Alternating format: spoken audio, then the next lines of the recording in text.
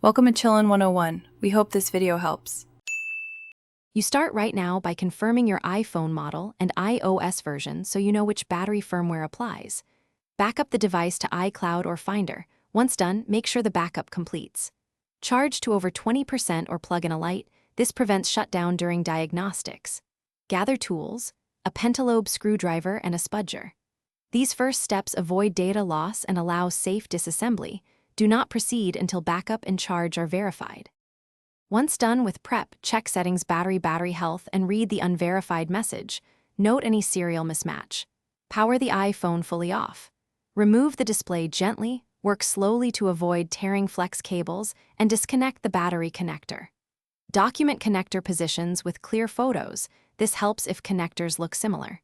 Install a genuine or correctly matched replacement battery, seat it fully, reconnect the battery and display. Then torque screws to original positions before reassembly, so the device recognizes the new component. After reassembly, boot the iPhone and check battery health. A correct install and calibration should show verified status. To calibrate, charge uninterrupted to 100%, then use the phone until it shuts down and recharge to 100% again. This helps the system measure capacity accurately.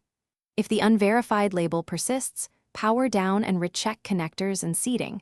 Once connectors are confirmed, consider reflash options if you have tools, or take it to Apple-authorized service. This single troubleshooting step resolves most recognition. Thanks for watching. Consider subscribing if we helped you.